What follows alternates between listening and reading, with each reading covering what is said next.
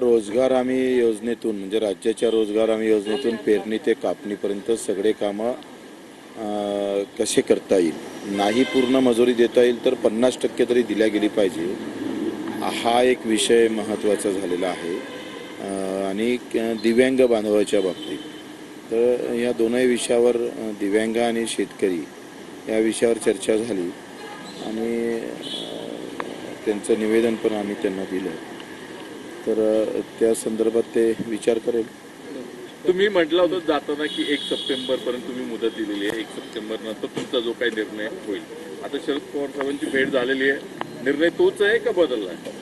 नाही, इतका कसं आहे तर एवढे मोठे प्रश्न कसं आहे, हा काही सीटा वाटपाबाबत थोडं बसलो आहे आम्ही. ह्या मुद्दे महत्त्वाचे आहे. मी तुम्हाला वारंवार सांगतो का शेतकरी, मजूर, दिव्यांग, कष्टकरी याच्याशिवाय आमच्या डोक्यात काहीच नाही. ते एकदा फिट झालं का मग आम्ही राजकीय विचार करू. तुम्ही आज जी भेट घेताय त्यामुळे काही संकेत वेगळे गेलेले होते, कारण पवारांची भेट घेणार काल ज्या पद्धतीने कालचा मोर्चा तुमचा आणि आज तुम्ही घेतलेली भेट, काही वेगळे संकेत तुम्ही संकेत देत नाही आहे. आम्ही या मुद्द्याचं आम्ही राजकारण करतो आहे. हे राजकीय मुद्दे झाले पाहिजे, हे चर्चेला आले पाहिजे. हल्ली येत नाही.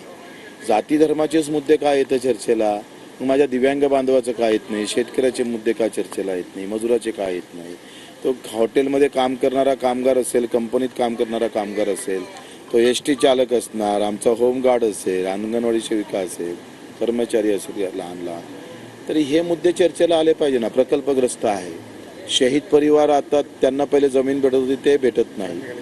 तरी हे जे खरेखुरे मुद्दे आहे त्या संदर्भात चर्चा. ठीक आहे. एकच मिनिट.